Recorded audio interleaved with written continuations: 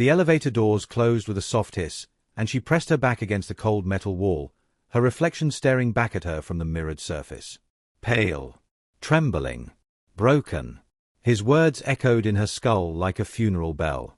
I need you gone by morning. This is not working anymore. 47 floors. That is how far she had to fall before she reached the ground. The digital numbers blinked down, and she counted each one like a prayer she no longer believed in.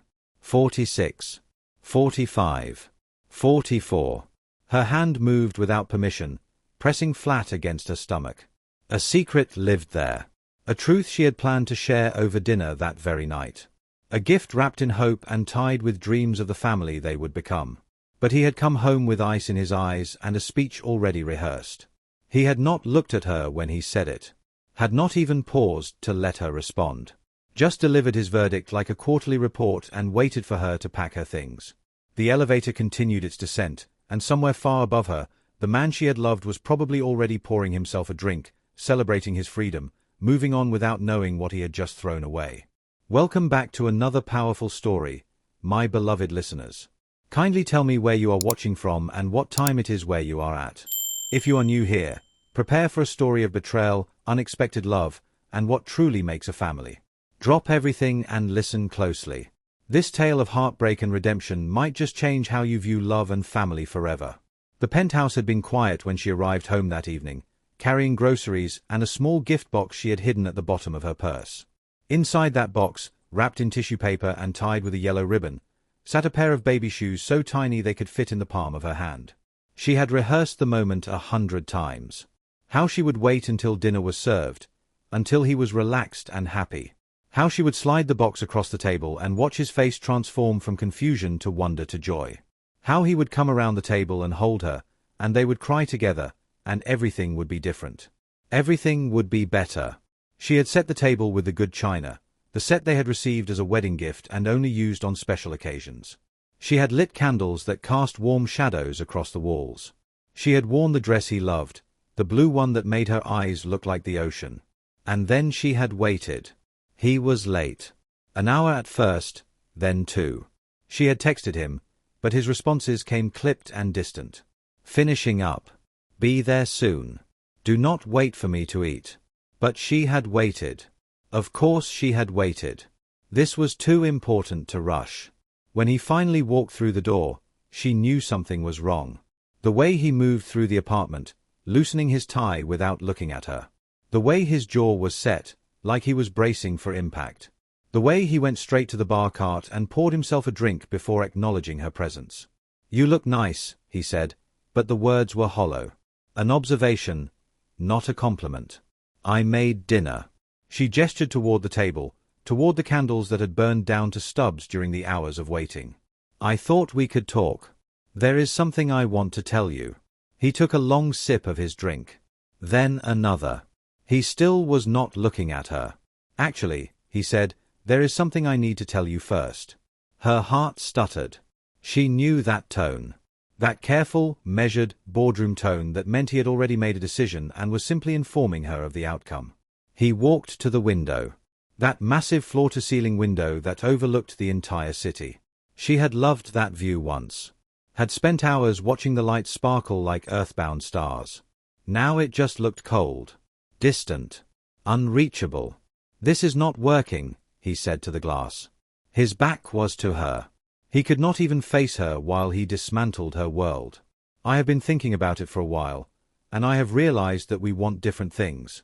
You want a life I cannot give you. You want presence and stability, and all these things that I am not capable of providing right now. Maybe ever. She felt the words hit her like physical blows. Each one landing in a different place. Her chest. Her stomach. That secret space where their child was growing without his knowledge. What are you saying? Her voice came out as a whisper. Barely there. Already fading. I am saying that I need to focus on my work. On building something that matters. And I cannot do that while I am trying to be someone I am not. He finished his drink and set the glass down with a decisive click. I have already contacted my lawyer. We can make this clean. Quick.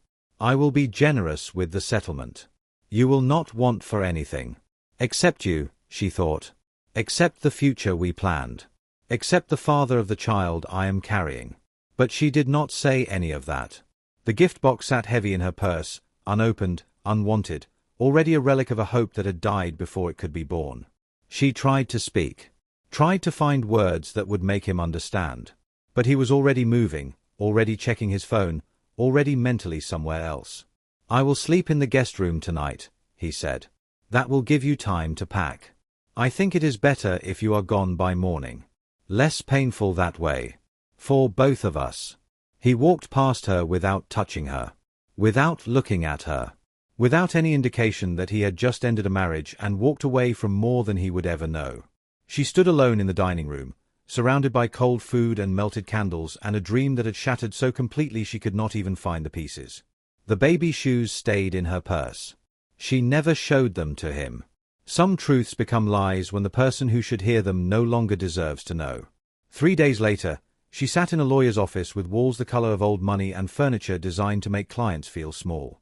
The divorce papers were thick, filled with language that reduced 2 years of marriage to assets and liabilities and the clinical dissolution of a life they had built together. He sat across from her, perfectly composed in a suit that cost more than her monthly salary used to be. His lawyer spoke in a low murmur, explaining terms and conditions, pointing to lines that required signatures. Her lawyer did the same, but she was not listening. She was watching his hands. The way they rested on the polished table, still and certain. Those hands had held her once. Had traced patterns on her skin in the early morning light. Had cupped her face when he told her he loved her, back when those words still meant something. Now they just waited for her to sign so he could leave. The pen felt heavy in her fingers. She had to grip it tight to keep from trembling. Each stroke of her signature felt like carving something into bone. Final. Permanent. Unforgettable. When she finished, she slid the papers across the table. The sound they made against the wood was soft, almost gentle. It did not match the violence of what was happening. He picked up his own pen without hesitation. Signed quickly, decisively, like he was closing a deal. Like this was just another transaction in a life full of transactions. She stood before the ink was dry. Before she could see any flicker of doubt or regret cross his face. Before she could embarrass herself by hoping he would change his mind. Her purse was already on her shoulder. Her coat already in her hands. She had learned to prepare for quick exits. Had learned that staying too long only invited more pain. But at the door, she paused. Something in her needed to say one final thing. Something that might haunt him later, when the silence of his empty penthouse grew too loud. I hope you find what you are looking for, she said quietly. Not angry. Not bitter. Just tired. Exhausted by grief she had not yet begun to feel. He looked up then. Finally looked at her.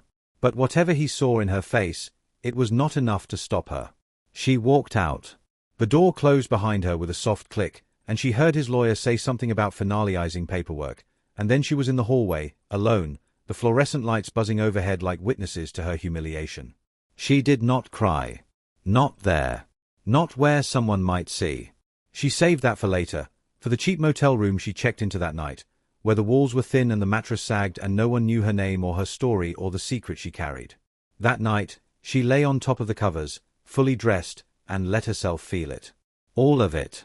The loss and the betrayal and the terrifying uncertainty of what came next. Her hand found her stomach in the darkness. Still flat. Still hiding its truth. He does not deserve to know, she whispered to the emptiness. He made his choice. He does not get to know what he left behind. The child inside her, barely more than a cluster of cells, had no response. But she made a promise to it anyway. A promise that she would be enough. That she would find a way. That they would survive this together, just the two of them, even if it killed her. She did not know yet that there were two of them. That information would come later, delivered in a sterile hospital room by a doctor with kind eyes and concerned questions about her support system. But that night, alone in a motel that smelled like cigarettes and regret, she made a decision that would shape everything that followed. She would keep her secret. She would raise her child alone. And she would never, ever let him know what his freedom had cost. The apartment she found was on the 4th floor of a building that had seen better decades. The elevator was broken more often than not. The hallway carpet was stained with mysteries she did not want to solve. And her unit, when she finally unlocked the door, was smaller than the closet in his penthouse. But it was hers. That counted for something. She stood in the center of the empty room, surrounded by boxes that contained her entire life, and tried to feel something other than numb. The walls were beige, marked with nail holes from previous tenants who had hung pictures of better times. A water stain in the corner looked like a map of somewhere she would never go. The previous tenant had left a plant on the windowsill. Something spindly and dying, with brown leaves that curled in on themselves like they were embarrassed to still be alive. She should have thrown it away. Instead, she watered it. Gave it a reason to keep trying. Maybe she needed to believe that dying things could be saved. The first night was the hardest. Through the thin walls, she could hear the couple next door laughing about something. Their joy filtered through the plaster like an accusation, a reminder of everything she had lost. She turned on the television to drown them out. A cooking show. Someone was making pasta from scratch, talking about the importance of good olive oil.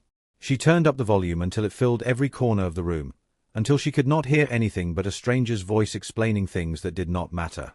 Days passed. Then weeks. She unpacked slowly, reluctantly, as if keeping her boxes sealed might mean this was temporary. That he might call. That he might realize his mistake. That she might wake up and find herself back in the penthouse, wrapped in Egyptian cotton sheets, this whole nightmare just a fever dream. He did not call. She hung 2 dresses in the closet. Put her books on the windowsill next to the dying plant. Stacked her plates in the cabinet above the sink, 5 of them, all that she owned. Everything fit. That was the worst part. Her entire life fit in this tiny room because he had taken everything else. The apartment they had shared. The furniture. The future. He had left her with the scraps. And then her body began to betray her. It started small. A wave of nausea that hit without warning while she was making coffee. A sensitivity to smells that turned her stomach. Exhaustion so deep it felt like drowning. She told herself it was stress. Heartbreak made physical. Grief expressing itself through her cells. But the symptoms did not stop. They grew worse. Every morning became a negotiation with her body, a desperate attempt to get through the day without falling apart. She kept crackers by the bed. Avoided certain foods. Moved carefully, like sudden motions might shatter her. She ignored what her body was telling her. She was good at ignoring things.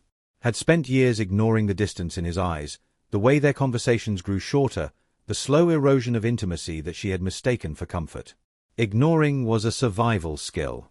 Until it was not. The morning she fainted at the bus stop, she could not ignore anymore. One moment she was standing with other commuters, watching a pigeon pick at something on the sidewalk. The next, the ground was rushing up to meet her, and hands were grabbing her arms, and someone was shouting something she could not understand. She woke to fluorescent lights. White ceiling.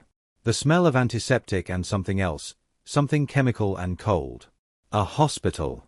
She was in a hospital. A nurse appeared above her. Young, efficient, already checking vitals on a monitor that beeped too loud. You fainted at the bus stop. Someone called emergency services. How are you feeling? Confused, she managed. What happened? That is what we are trying to figure out. The nurse made notes on a tablet. Have you eaten today? Any medications we should know about? She answered the questions mechanically, her mind still catching up to her circumstances. Fainted. Hospital. Something was wrong. Something more than stress and heartbreak and cheap food that did not agree with her. A doctor arrived. Young, with tired eyes and kind shoulders. He introduced himself and asked if she minded an ultrasound. Just to rule some things out. She agreed because she was too exhausted to resist. Let him wheel over a machine, apply cold gel to her abdomen, press a wand to her skin. She turned her head away. Did not want to see whatever the screen would show. But then the doctor made a sound. A soft "oh" that made her blood freeze. She looked. The screen was dark except for 2 small shapes. 2 pulses. 2 heartbeats flickering like distant stars. Twins, the doctor said gently. You are pregnant with twins. The room tilted. Or maybe she did. Her hand flew to her mouth, then to her stomach, feeling the slight swell she had blamed on stress eating. That is not possible. It is very possible. Based on the measurements, I would estimate you are about 12 weeks along. Have you had regular prenatal care? She stared at him. 12 weeks. That meant she had been pregnant when he left her. When he told her she was holding him back. When he signed those papers and walked away. She had been carrying his children, and he had thrown her away. The doctor was talking about dehydration, about low iron levels, about the importance of support systems and proper nutrition. But she was not listening. She was doing the math. Counting backwards. Realizing. Those baby shoes in the gift box had been for one child. She had thought she was giving him one miracle. Instead, she carried two. And he would never know. I need a moment, she whispered. Of course. The doctor backed away, giving her space. The nurse followed. The door closed with a soft click. And in the silence, she pressed both hands to her stomach and felt the weight of two futures depending on her. Two lives that had not asked to be created. Two reasons why everything had just become impossibly, terrifyingly complicated. I will do this alone, she said to them. To the babies who could not hear her yet. To the children who would never know their father chose to leave. To the lives she would protect no matter what it cost. She took a breath. Then another. Felt herself steady, the way she always did when there was no other option. And then she started making plans. The months that followed were a blur of survival. She found work answering phones from home. A medical office outsourcing their appointment scheduling to people desperate enough to take minimum wage for maximum hours. The pay was barely enough, but it was flexible. She could work in stretchy clothes. Could take breaks when the nausea got bad. Could exist in the small safe world of her apartment without facing the outside. She went to doctor appointments alone. Sat in waiting rooms surrounded by women with partners, with mothers, with someone. She had no one. Just a receptionist who called her name and a technician who applied cold gel and a doctor who measured and monitored and asked questions she did not want to answer. The father. Is he involved? She shook her head every time. Did not elaborate. Did not explain that the father was probably in some boardroom right now, making decisions that moved markets, having forgotten entirely that she existed. The babies grew. She felt them move, first flutters that felt like butterflies, then kicks that sometimes took her breath away. They were active, especially at night. Restless. Impatient. Like they already knew the world they were entering was one that would not wait for them. She bought maternity clothes from a thrift store. Soft fabrics that smelled faintly of someone else's pregnancy, someone else's joy. She wore them anyway. Beggars and abandoned women could not afford to be choosers. Her body changed in ways she could not control. Her belly rounded. Her back ached. Her feet swelled. She moved slower, breathed harder, felt the weight of two lives pressing down on her with every step. And still, she worked. Still, she survived. Still, she told herself that she would be enough. But survival was growing harder. The iron supplements the doctor prescribed made her sick. She would take them and spend an hour afterward curled over the toilet, retching into porcelain that never got clean enough. Food tasted wrong. Everything smelled too strong. She lost weight even as her belly grew, her body giving everything to the babies while keeping nothing for herself. She set alarms to remind herself to eat. Bought groceries that sat untouched in the refrigerator until they spoiled. Forced down protein shakes that tasted like chalk and broken promises. Nothing stayed down. Nothing felt right. The exhaustion was the worst part. She would fall asleep sitting up. At her desk. On the couch. In the middle of answering a phone call about someone else's medical emergency. I am sorry, she would gasp. Can you hold for just a moment? And then she would grip the edge of her desk and wait for the dizziness to pass, for the spots to clear from her vision, for her body to remember how to function. At night, she would lie in bed with her hands on her stomach, feeling the babies move, feeling the weight of what she was trying to do alone. You have to be strong, she would whisper to them. We have to be strong. No one is coming to save us. But even as she said it, she was not sure she believed it anymore. Across the city, in a penthouse that never felt warm anymore, he was building an empire on a foundation of sand. The acquisition closed 3 months after the divorce. His company doubled its valuation. Every business publication wanted his picture, his story, his secret to success. He gave them the version they wanted. The driven visionary. The strategic genius. The man who sacrificed everything for his work because greatness required nothing less. He did not tell them about the nights he could not sleep. The drinks that turned into bottles. The way he still reached for someone in the early morning hours, only to find cold sheets and empty space. She had been gone for months, and he still smelled her perfume in certain corners of the penthouse. Still found long strands of her hair caught in the fibers of the couch. Still expected to hear her voice when he came home, even though home had become a word without meaning. His assistant handled everything. Meetings, schedules, the details of a life too busy to actually live. He followed the calendar she created, moving from appointment to appointment like a man on rails. Conference call at 9. Lunch with investors at noon. Flight to somewhere forgettable at 3. The work was everything now. The only thing. He filled every hour because empty hours were dangerous. Empty hours made him think. Made him remember. Made him wonder if he had made a mistake that could never be undone. He told himself he had done the right thing. That she deserved someone who could be present. That his ambition was a sickness she should not have to suffer through. That setting her free was an act of mercy. But late at night, when the penthouse was dark and the city lights felt like accusations, the truth crept in through the cracks in his carefully constructed narrative. He had not set her free. He had pushed her away. There was a difference, and the difference mattered. She had never asked him to choose between her and his work. She had never demanded anything except his presence, his attention, his heart. And he had looked at those small requests, those reasonable needs, and decided they were too much. Easier to leave than to change. Easier to blame her than to face his own failures. Easier to convince himself that love was a weakness than to admit that losing her might destroy him. But destruction was patient. It did not need him to acknowledge it to do its work. He noticed it in small ways at first. The hollowness after accomplishments that should have meant something. The silence that filled the penthouse like water filling a sinking ship. The way his reflection in the morning mirror looked increasingly like a stranger. Success, he was learning, tasted different when there was no one to share it with. It tasted like ash and old promises and the bitter aftertaste of regret. He went to a party celebrating some merger or another. Champagne in crystal flutes. Women in expensive dresses. Men comparing achievements like boys comparing toys. His business partner appeared at his elbow, grinning the grin of someone who saw money and mistook it for meaning. You did it. Congratulations. This is just the beginning, you know. The sky is the limit now. He raised his glass in acknowledgement. Smiled the practiced smile. Said the expected things.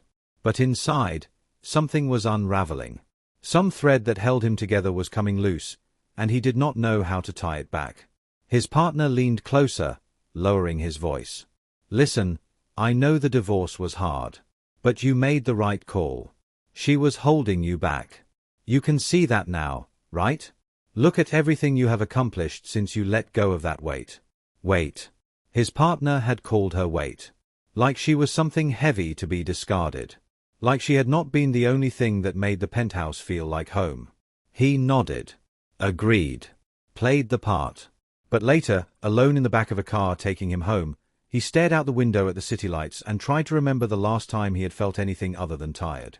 Her face came to him unbidden. The way she had looked at the end. Not angry. Not bitter. Just sad. Exhausted. Like she had already mourned the death of something he was only now beginning to grieve. I hope you find what you are looking for. Her final words. The only kindness she had offered him in those last moments. And he had let her walk away without responding. Had let her walk away without ever knowing. What was he looking for? What goal justified losing her? What success could fill the space she had left behind? He had no answers. Only questions that multiplied in the dark like cells dividing, like problems metastasizing, like regret taking root in fertile soil. The car pulled up to his building. The doorman opened the door. The elevator carried him upward, floor after floor, until he was back in the penthouse that overlooked the entire city. He poured a drink. Stood by the window. Watched the lights. And somewhere out there, in a tiny apartment with thin walls and a dying plant, she was carrying his children. Growing them inside her body. Planning a life without him. He did not know that yet. Would not know for months. But when he finally found out, it would change everything. And maybe, just maybe, it would not be too late. She was 6 months pregnant when the bleeding started. It began as a cramp, low in her back, radiating around to her stomach. She ignored it at first. Her body had been a symphony of discomforts for months. What was one more ache in a chorus of aches? But this was different. Sharper. Wrong in a way she could feel but not explain. She was at her desk, headset on, routing calls for a practice that specialized in podiatry. The screen in front of her showed the scheduling software. The caller in her ear was complaining about wait times. And suddenly, the pain doubled her over, her forehead nearly hitting the keyboard. "I need to put you on a brief hold," she managed. Her voice sounded strange. Far away. She yanked off the headset and pressed her hands to her stomach. The babies were moving. Not their usual kicks and stretches. Something more frantic. More afraid. "It is okay," she whispered. "We are okay." But even as she said it, she felt something wet between her legs. She looked down. Red was blooming through her clothes. Red on the chair. Red on the carpet. No. No. No. No. She tried to stand, but her legs would not cooperate. The room was tilting, the walls bending at impossible angles. She needed her phone. Needed to call someone. Needed help. But her phone was on the kitchen counter. Miles away. Impossible to reach. She fell more than walked, sliding off the chair and onto her knees. The carpet was rough against her palms.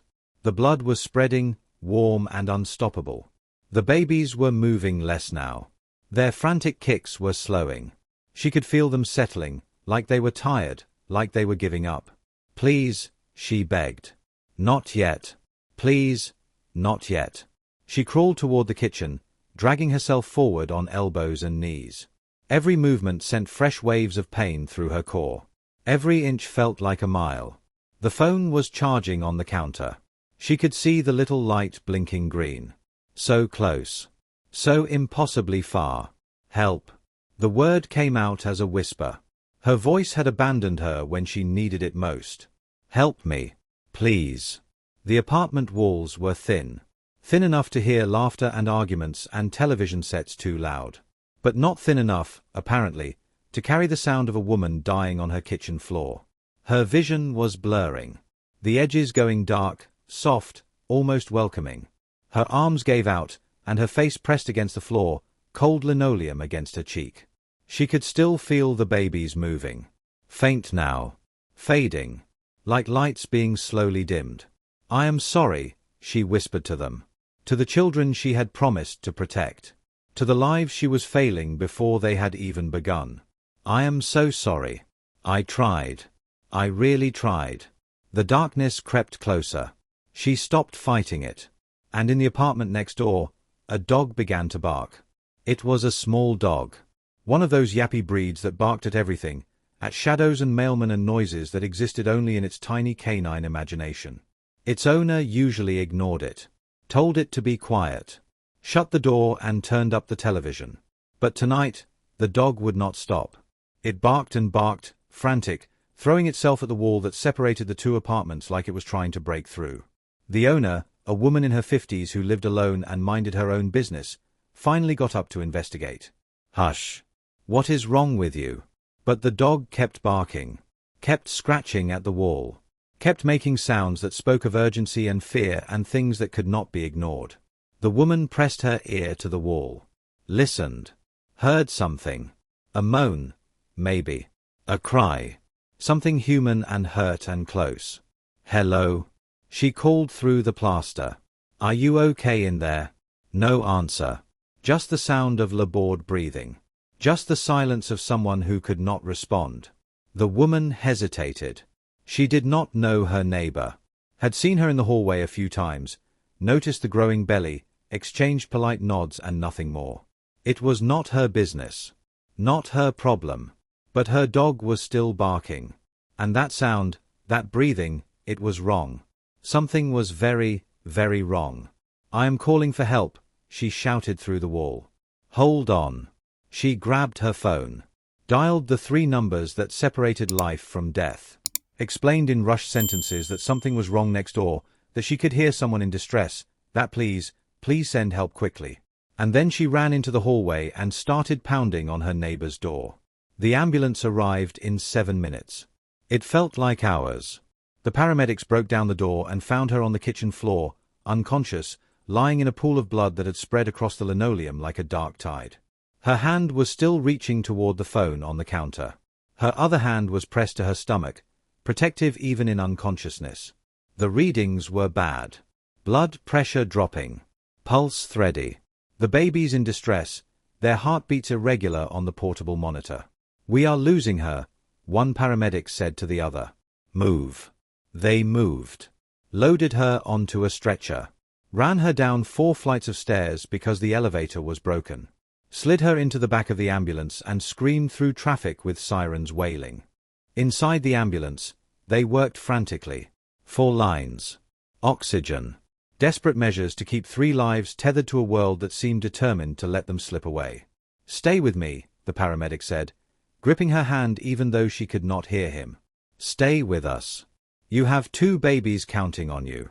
You have to stay." But she was somewhere else. Somewhere deep and dark and quiet. A place where pain could not reach her. A place where she could finally rest. The ambulance screamed through the city, racing toward a hospital that might not be able to save her, carrying a woman and 2 unborn children whose father had no idea any of them existed. And across town, in a restaurant with dim lighting and a wine list that cost more than most people's rent, he was having dinner with his business partner, discussing expansion plans and market projections and all the things that had seemed so important before everything changed. His phone buzzed on the table. Unknown number. He glanced at it. Let it go to voicemail. It buzzed again. Same number. "Probably spam," his partner said, not looking up from the menu. "Probably." It buzzed a 3rd time. He stared at the screen. 3 calls in a row. That was not spam. That was something else. Something urgent. Something that made his stomach clench with instinctive dread. "Excuse me," he said. "I should take this." He stood. Walked toward the restaurant entrance. Pressed the phone to his ear. "Hello?" The voice on the other end was calm but urgent. Professional but desperate. The voice of someone who had learned to deliver terrible news without breaking. "Is this the contact listed for emergency purposes?" "Yes." "Who is this?" "This is the emergency department at City Memorial Hospital. I am calling about a patient who was just brought in. Your contact information was listed in her file." His blood went cold. He had not updated his emergency information since the divorce. There was only one person who would still have him listed. "Is she okay?" "What happened?" "Sir, she was found unconscious in her apartment. She is in critical condition. We need you to come to the hospital immediately. There is a blood compatibility issue, and you may be the only match we can find in time." Blood. Compatibility. Critical condition. The words did not make sense. Could not make sense. She was supposed to be somewhere out there, living her life, finding someone better than him. Not dying in a hospital he had never heard of. "I do not understand. What is wrong with her? Why does she need blood?" A pause. When the voice returned, it was gentler, preparing him for something he was not prepared to hear. "Sir, she was pregnant. With twins. The delivery was emergency. The babies are alive, but barely. And their mother is fighting for her life. We need you here now. Can you come?" The restaurant noise faded. The world narrowed to just this voice. This moment. This impossible word. Twins. Pregnant. He felt the floor shift beneath his feet. Felt everything he thought he knew collapse into rubble. She had been pregnant when he left her.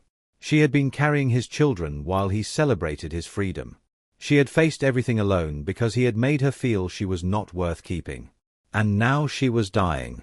He was already running before he spoke. "I am coming. Tell me where."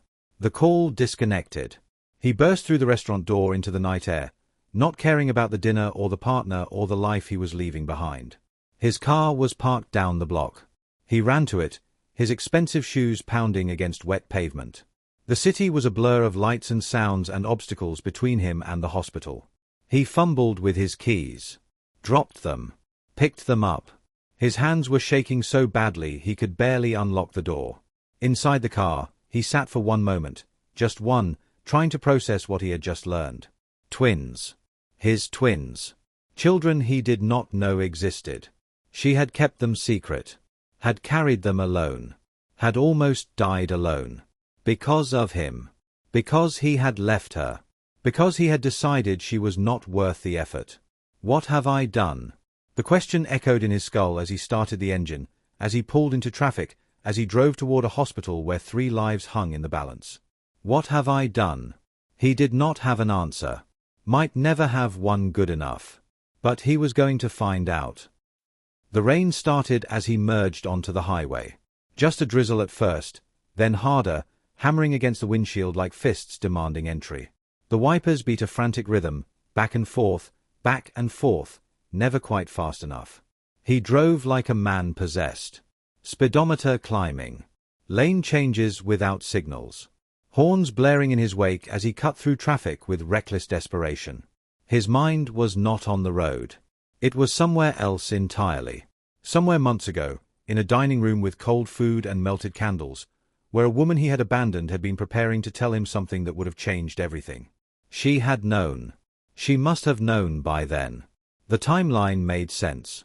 12 weeks, the voice on the phone had said. That meant she had been pregnant for at least a month before he told her to leave. She had been carrying his children when he looked at her and said this is not working anymore. She had been growing 2 lives inside her when he decided she was holding him back. She had tried to tell him. He remembered now. That night, the night he ended everything, she had said there is something I want to tell you. And he had cut her off. Had not let her finish. Had delivered his prepared speech and walked away before she could respond. What had she been holding in her hands when she left? He tried to remember. A purse. Her coat. Something else. Something she had never shown him. The exit came up fast. He took it too sharply, tires screaming on wet asphalt. The car fishtailed, corrected, kept moving. He did not slow down. The hospital appeared ahead, a massive building blazing with lights against the dark sky. Emergency vehicles clustered near the entrance, their lights still flashing red and blue. He pulled into the first space he found, barely remembering to put the car in park before he was out and running. The automatic doors could not open fast enough. He squeezed through sideways, his shoulder scraping the frame, and found himself in the controlled chaos of an emergency room. People everywhere. Plastic chairs. Fluorescent lights. A child crying somewhere. Someone arguing with a receptionist about wait times. The smell of antiseptic and fear and desperate hope. He went straight to the desk. I am here for a patient. She was just brought in. Emergency delivery. Twins. My name is listed as her emergency contact. The receptionist looked up, assessed him quickly, saw the panic in his eyes. Are you the potential blood donor? Yes. Whatever she needs. Whatever they need. I am here. The receptionist picked up a phone, spoke quickly, then gestured to a nurse who appeared from behind a set of double doors. Follow me. We need to move fast. They walked through corridors that smelled like medicine and mortality. Past rooms with drawn curtains hiding private tragedies. Past doctors conferring in quiet voices about people he would never meet. How is she? Is she going to be okay? The nurse did not slow down. Did not turn around. The doctors are doing everything they can. That was not an answer. That was what people said when the real answer was too terrible to speak aloud. They stopped outside a small room. Sterile. Bright. A chair in the center surrounded by equipment. Sit, the nurse said. We need to test your blood first. Make sure you are a match. He's Saturday. Watched her prepare the needle. Felt the small pinch as it entered his vein. You said twins, he said quietly. Are they okay? They are in the neonatal intensive care unit. They were born premature. Very small. But they are breathing on their own, which is a good sign. And their mother? The nurse hesitated. That hesitation said everything. She lost a lot of blood. The delivery was traumatic. We are doing everything we can, but she needs a transfusion, and her blood type is rare. The regional banks are depleted. You are the only match we have been able to locate. The only match. The only person who could save her. The man who had thrown her away. Take whatever you need, he said again. All of it. Whatever it takes. The nurse nodded. Left with the blood sample. Returned minutes later with a look of relief that loosened something in his chest. You are a match. We are going to start the donation immediately. She set up the equipment. Found a vein. Inserted the needle. And he watched his blood begin to flow through a tube, red and alive, traveling toward a woman he had abandoned, carrying pieces of himself to save a life he had almost destroyed. The donation took longer than he expected. Or maybe time had simply stopped making sense. He sat in that chair, watching the bag fill with his blood, and let the guilt wash over him in waves. She had done this alone. All of it. The pregnancy. The fear. The doctor appointments where strangers asked about the father and she had to say he is not involved. She had felt the baby's move for the first time without him. Had watched her body change without him. Had made plans for a future that did not include him because he had made it clear he did not want to be included. And when things went wrong, when her body began to fail, when she collapsed on her kitchen floor in a pool of blood, there had been no one there. No one to call for help. No one to hold her hand. No one but a neighbor's dog who barked until someone finally noticed something was wrong. If that dog had not barked. If that neighbor had not listened. If help had arrived even minutes later. He could not finish the thought. Could not let himself imagine a world where he found out about his children only after their mother was already gone. The nurse returned. Removed the needle. Pressed gauze to his arm. The transfusion is starting now. Her vitals are already showing improvement. Can I see her? Not yet. She is still in recovery. But the babies. The nurse paused, something softening in her professional demeanor. Would you like to see your sons? His sons. The words still did not feel real. Could not feel real. Yes. Please. She led him through more corridors, into a different wing of the hospital. The neonatal intensive care unit. A place of glass walls and soft lighting and machines that beeped with the rhythm of fragile lives. They are in incubators 4 and 5, the nurse said. They are stable, but they are small. Premature twins often are. They will need to stay here for observation, probably for several weeks. He approached the glass. Looked in. And his entire world shifted on its axis. 2 incubators sat side by side. 2 tiny bodies, smaller than he had thought possible, lay inside them.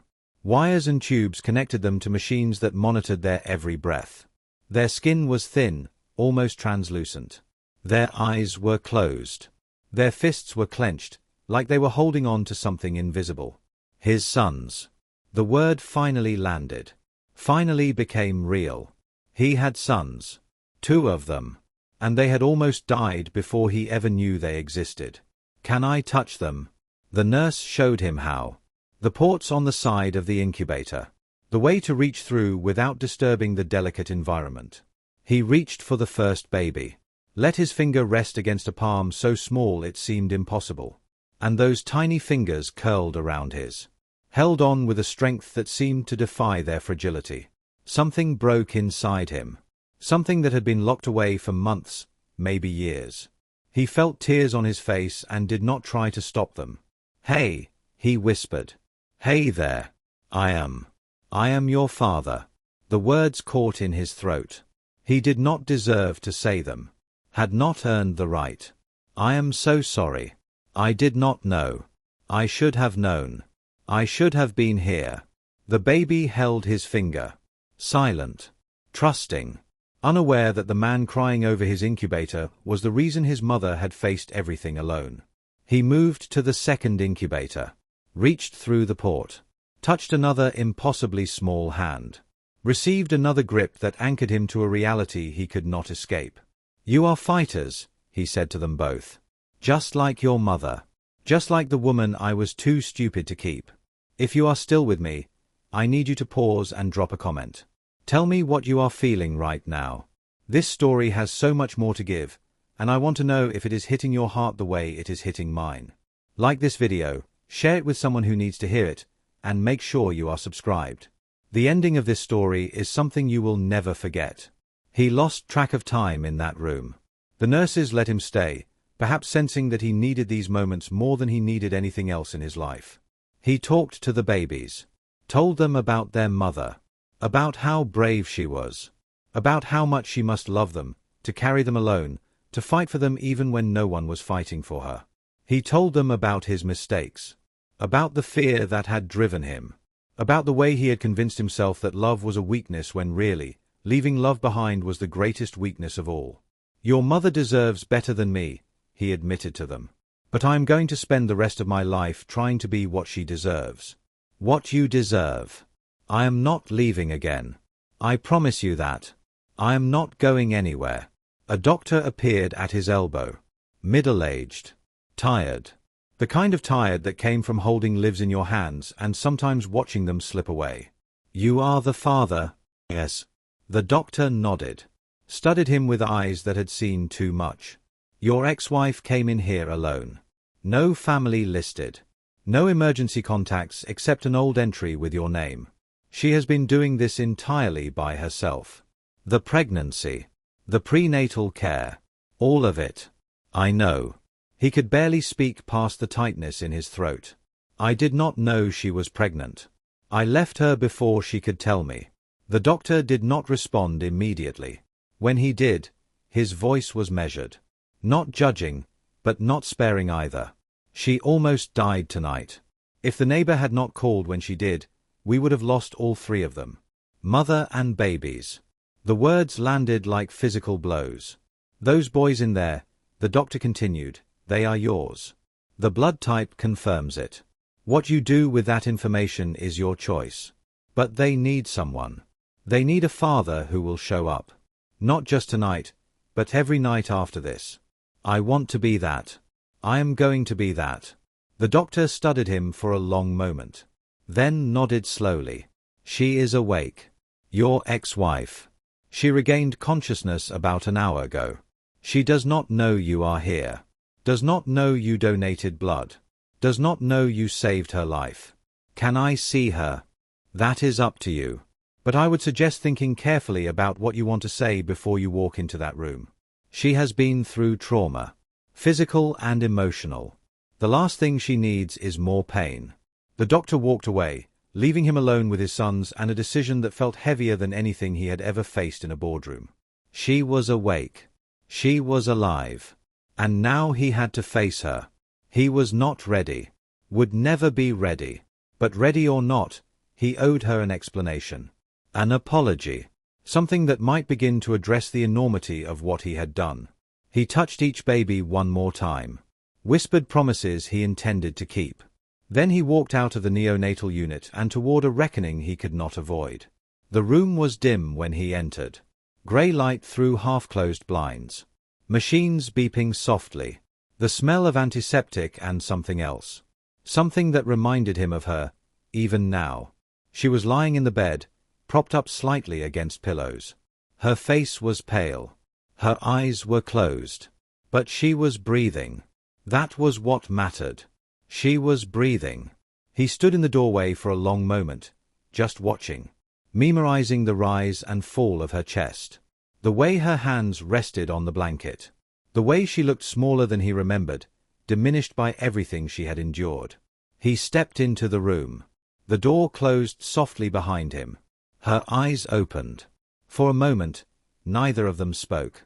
She stared at him like he was a ghost. Like he could not possibly be real. Like the universe was playing some cruel joke by putting him in front of her after everything. You are here. Her voice was a rasp. Damaged. Disbelieving. The hospital called me. Your emergency contact information. It was still in the system from before. She closed her eyes. Opened them again. He was still there. How long have you been here? Since last night. Since they called me. She processed this. He watched her face, looking for anger, for hatred, for any of the emotions he deserved to receive. The babies. Are they? They are alive. Both of them. They are in the neonatal unit. They are small, but they are fighters. Tears slipped from her eyes, tracking down her temples into her hair. She tried to sit up, failed, fell back against the pillows with a sound of frustration. I need to see them. I need to. You will. Soon. The doctors want you to rest first. You lost a lot of blood. You almost. He could not finish the sentence. Could not say the word. Her eyes found his arm. The bruise from the needle was still visible, purple and fresh against his skin. You gave blood. It was not a question. Yes. Why? Because you needed it. Because they could not find another match. Because you were dying and I was the only one who could. She stared at him. Her expression shifted, cycled through emotions too fast to identify. Confusion. Anger. Something that might have been grief. You left me, she said. Her voice was quiet, but it cut deeper than any shout. You looked at me and decided I was not worth keeping. You told me I was holding you back. I know. I was pregnant. I found out 2 weeks before that night. I was going to tell you at dinner. I had a gift for you. Baby shoes. I was going to surprise you. And then you came home and told me our marriage was over. And I could not. I could not tell you after that. I could not give you another reason to resent me.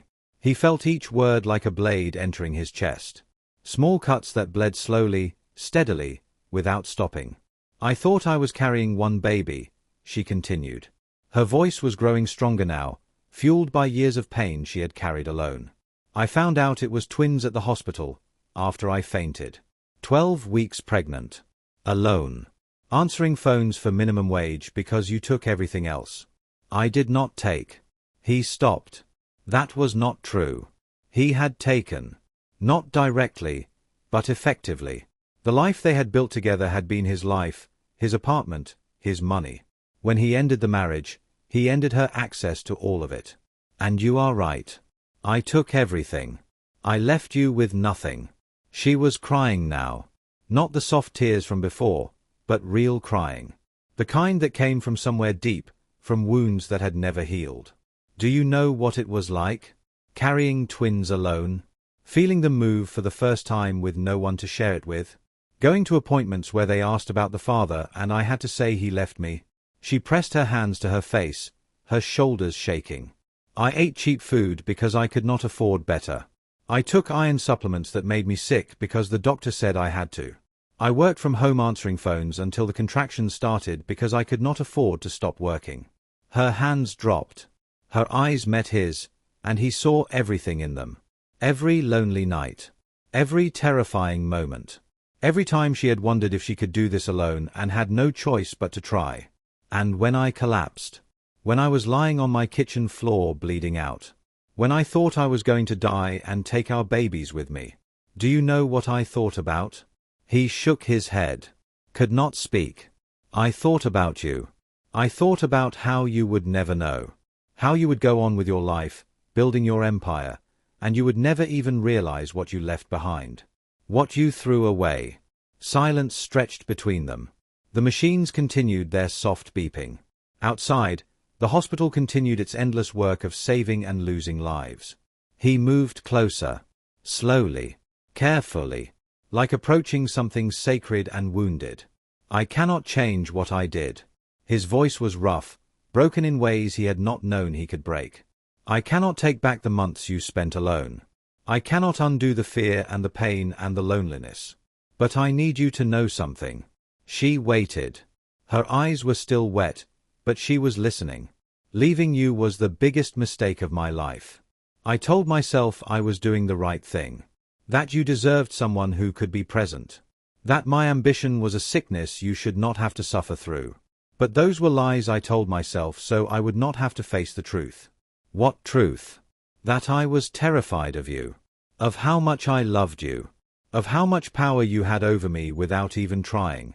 I was afraid that if I let myself need you completely, I would have something to lose. So I pushed you away first. Controlled the ending. Made sure you could not hurt me by leaving on your own. She stared at him. Her expression was unreadable. That is the most cowardly thing I have ever heard. I know. I know it is. And I am not asking you to forgive me. I am not asking for anything. I just needed you to understand that I was wrong. About everything. About us. About what matters. He took another step closer. Close enough now that he could see the shadows under her eyes, the lines of exhaustion carved into her face. I spent months convincing myself I was better off without you. Building my company. Closing deals. Collecting achievements that meant nothing. And every night I would come home to that empty penthouse, and I would think about you. Wonder where you were. What you were doing. Whether you had found someone who deserved you. He sat down in the chair beside her bed. The same chair he had occupied for hours while she was unconscious. I never stopped loving you. I just convinced myself that love was not enough. That it was a weakness. That it would hold me back from becoming whatever I thought I was supposed to become. And now. He looked at her. Let her see everything. The regret. The grief. The desperate hope that somehow, impossibly, there might be a way forward. Now I understand that love is the only thing that matters. Everything else, the money, the company, the success. It means nothing without someone to share it with. Without you. She was quiet for a long moment. When she spoke, her voice was small. Tired. I do not know if I can trust you again. I know. I do not know if I can ever forgive you for leaving me.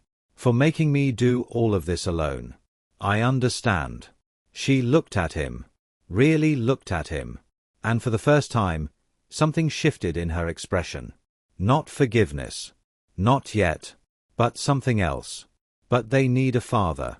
She gestured vaguely toward the door, toward the neonatal unit where their sons lay in incubators. They deserve a father who will be present. Who will not run when things get hard. I want to be that, he said immediately. I want to try. I know I do not deserve the chance. I know I have done nothing to earn it. But I am asking you to let me try. Silence again. Longer this time. Heavy with everything unsaid. Then she reached out. Slowly. Painfully. And took his hand. It was not forgiveness. Not absolution. It was something smaller and more fragile. A door left slightly open. A possibility that had not been there before. I named them, she said quietly. Before the surgery. I did not know if I would wake up, so I told the nurse. Just in case. What are their names? She told him. 2 names. Strong and gentle. Perfect. He repeated them like prayers. Like promises he intended to keep for the rest of his life. And in that hospital room, with machines beeping and dawn light creeping through the blinds, 2 people who had been shattered began the slow, uncertain work of putting the pieces back together. Not healed. Not fixed. But beginning. The days that followed were measured in small moments. He did not leave the hospital. Slept in waiting rooms and chairs. Ate vending machine food and drank bad coffee. Refused every call from his office, every message from his business partner, every demand from a world that no longer seemed important.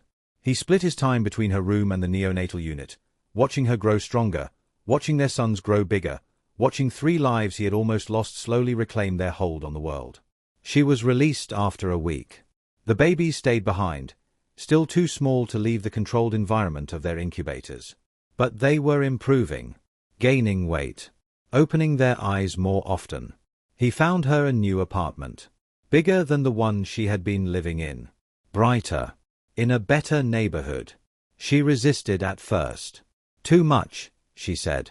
I cannot accept this. It is not charity, he said. It is the least I can do. And it is for them too. For when they come home. She accepted. Not happily, but practically. He was there every day, driving her to the hospital, sitting beside her as they watched their sons through the glass, learning the rhythms of parenthood in fragments, in stolen moments, in the quiet hours when the neonatal unit was peaceful and still.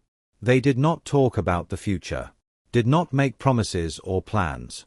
They just existed in the present, taking each day as it came, rebuilding trust one small action at a time. He learned things about her that he had not known before. Or maybe he had known them and had not been paying attention. The way she hummed to the babies when she thought no one was listening. The specific melody that seemed to calm them when nothing else worked. The way she folded laundry, each piece precise and neat, a small act of control in a life that had felt so out of control for so long. The way she laughed, really laughed, at something one of the nurses said, and he realized he had not heard that sound in years. Had not given her anything worth laughing about. He learned to be patient. To wait. To show up without expecting anything in return. Some days she looked at him like she was seeing the man who had broken her heart. Those days, he kept his distance. Gave her space. Let her feel whatever she needed to feel. Other days, something softer appeared in her eyes. A recognition of the effort he was making. An acknowledgement that people could change, even people who had made terrible mistakes. Those days gave him hope. Small, fragile hope that he protected carefully, knowing he had no right to it but grateful for it anyway. The babies came home after 6 weeks. The apartment was ready. 2 cribs side by side in a room painted soft yellow. Diapers stacked in neat piles. Bottles and blankets and all the small necessities that newborns required. He had bought everything. Had spent hours researching the best car seats, the safest cribs, the most recommended products. It was the only way he knew how to contribute. The only way he could begin to make up for all the months he had not been there. The first night was chaos. Both babies crying at once, their small voices creating a wall of sound that seemed impossible for such tiny bodies to produce. Diapers that needed changing. Bottles that needed warming. An endless cycle of needs that demanded immediate attention. He was there for all of it. 3 in the morning, walking the floor with a screaming infant in his arms, trying to remember the techniques the nurses had taught him. 5 in the morning, warming bottles in the kitchen while she changed diapers in the nursery. Dawn breaking through the windows as they finally got both babies to sleep. They sat on the couch together, exhausted, silent, watching the first light of day spread across the ceiling. That was, she said slowly, the hardest night of my life. He looked at her. Saw the dark circles under her eyes. The stained shirt. The hair that had escaped its ponytail in wild directions. She had never looked more beautiful. You did not have to stay, she said. You could have gone home. Gotten some sleep. Come back in the morning. He shook his head. This is where I am supposed to be. This is where I want to be. I am not leaving again. Not ever. She studied him for a long moment. Then, slowly, she leaned her head against his shoulder. It was the first time she had voluntarily touched him since the hospital. The first time she had allowed him close enough to feel her warmth. He held very still. Afraid to break the moment. Afraid to want too much. I do not forgive you, she said quietly. I may never forgive you completely. What you did, it broke something in me that I do not know how to fix. I know. But I am starting to believe that you have changed.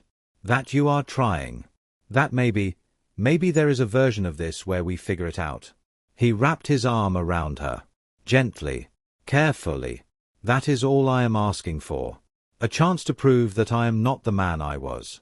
A chance to be the father those boys deserve. And maybe, someday, if I earn it, a chance to be your partner again. She did not respond. But she did not pull away either. And as the sun rose over the city, casting everything in shades of gold, 2 people who had been broken sat together in comfortable silence, watching the light change, wondering if this was what hope felt like. Before I continue to the end of this story, I need you to do something for me. If this story has touched you, if you have felt something real while listening, drop a comment and tell me what part hit you the hardest.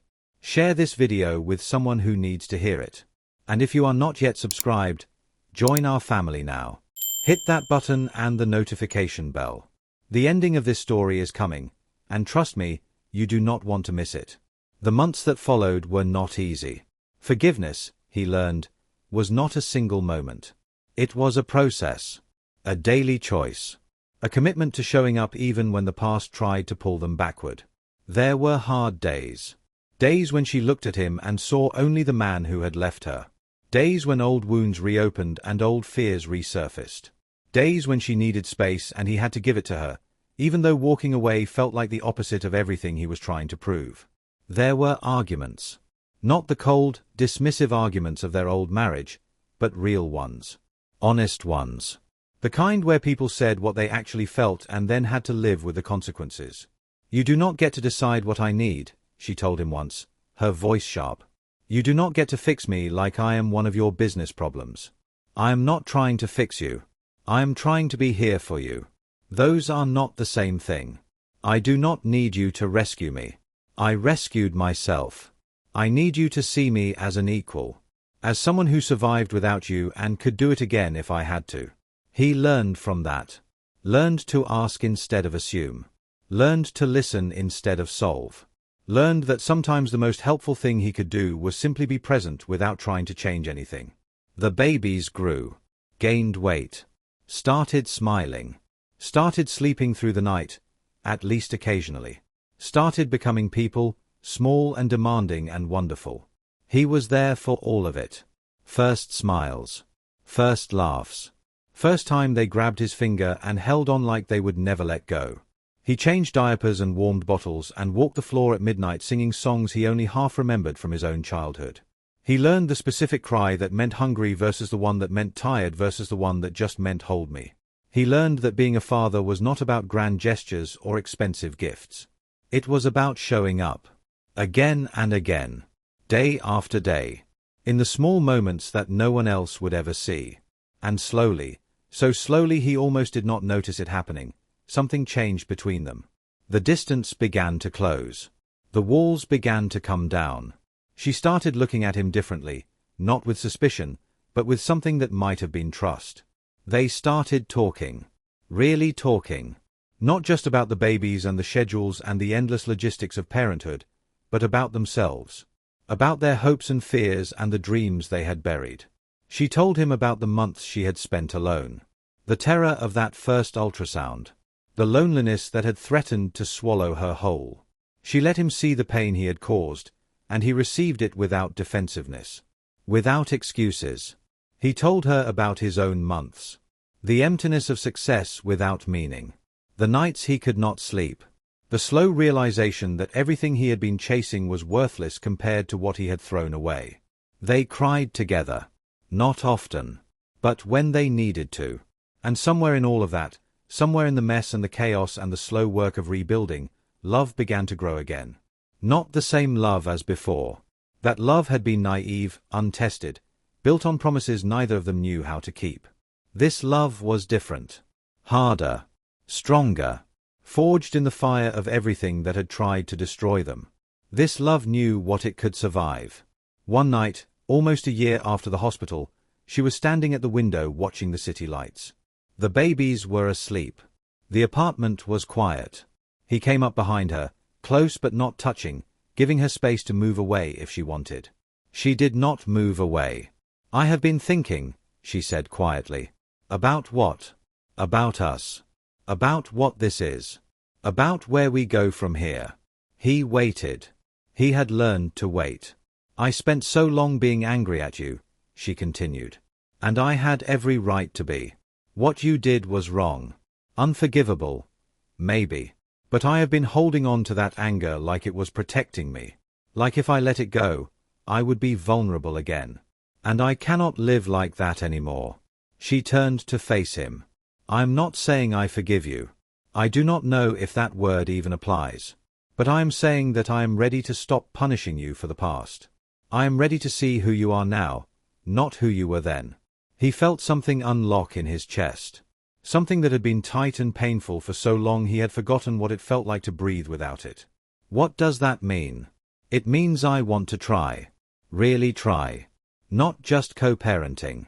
Not just being in the same room for the sake of the babies. I want to try to build something new.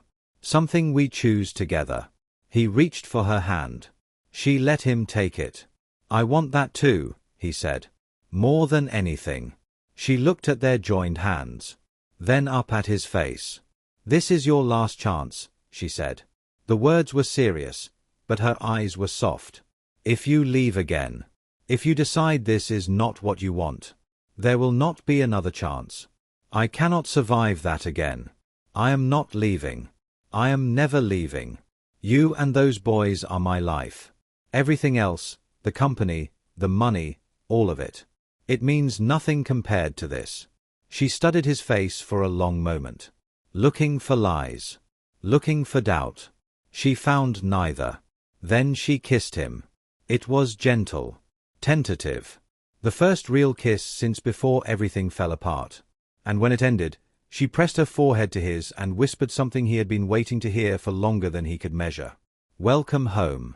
The divorce papers sat in a drawer somewhere, never finalized. They did not talk about them. Did not need to. The legal status of their relationship seemed less important than the reality of it. They were together. They were a family. They were building something that might actually last. Not perfect. Nothing was perfect. There were still hard days. Still moments when the past reached out and grabbed them. Still arguments that left them both raw and hurting. But there were also moments of joy so pure they took his breath away. Watching the boys take their first steps, wobbling across the living room floor. Hearing them say Dada for the first time, their small voices forming a word that made his eyes sting. Sitting together on the couch after bedtime, her head on his shoulder, his arm around her, the silence full of everything they had survived. He gave up most of his work. Stepped back from the company he had been building. Let other people take over the parts that demanded his time and attention. It was easier than he expected. The ambition that had once consumed him seemed to have burned itself out. Or maybe he had finally found something more important. Something worth protecting. He was present now. Really present. Not checking emails during dinner. Not taking calls during bath time. Not putting work before the family he had almost lost. He was learning, day by day, what it meant to be enough. Not the best. Not the most successful. Just enough.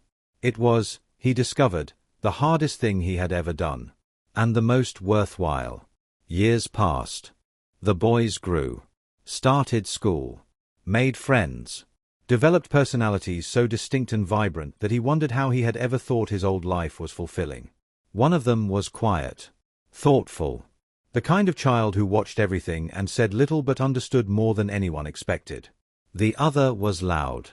Exuberant. Constantly in motion, constantly asking questions, constantly pushing boundaries just to see what would happen. He loved them both so fiercely it sometimes hurt to look at them. And he loved her. More than before. More than he had known was possible.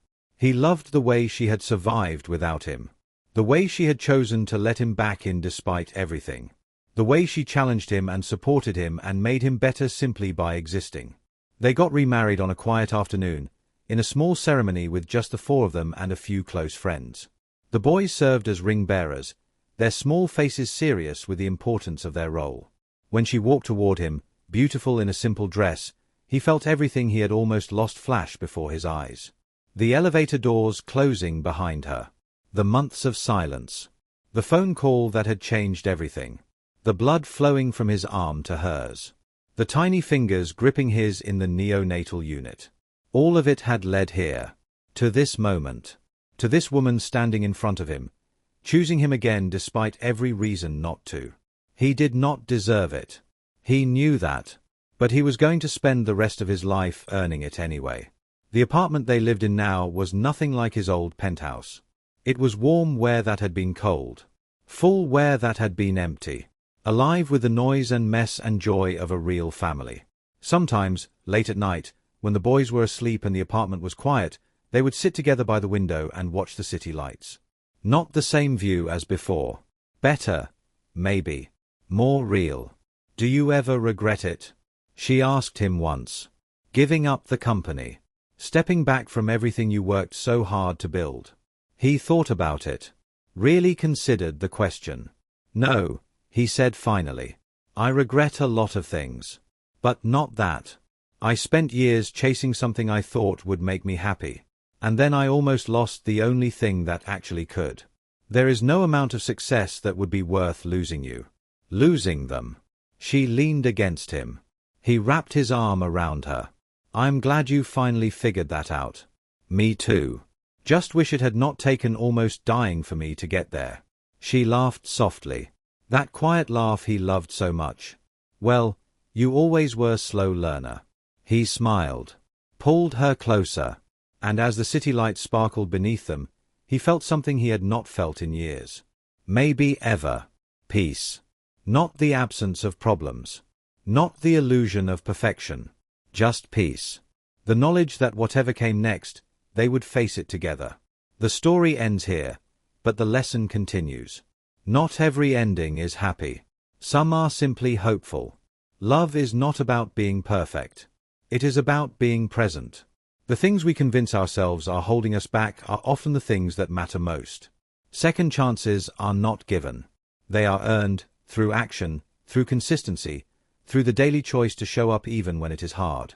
He had learned all of this the hard way. Through pain and loss and the near destruction of everything that mattered. But he had learned it. And maybe that was enough.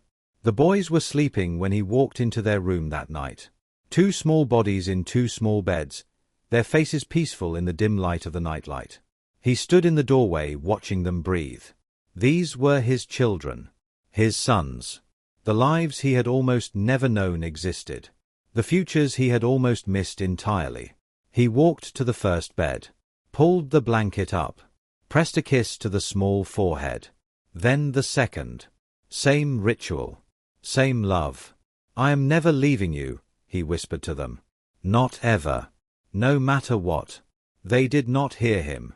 They were too deep in sleep, dreaming whatever dreams small children dream. But he meant it. Every word. He walked back to the bedroom where she was waiting. Slid into bed beside her. Felt her move against him, warm and present and real. "I love you," she murmured, already half asleep. "I love you too. Always." The city hummed outside their window. Life continued its endless rhythm. And in that small apartment, in that small bedroom, two people who had almost lost everything held on to each other. Not because they had to. Because they chose to. Every single day. And if this story has taught you anything, let it be this. The people who love you are not obstacles. They are not weights holding you back. They are the reason any of it matters.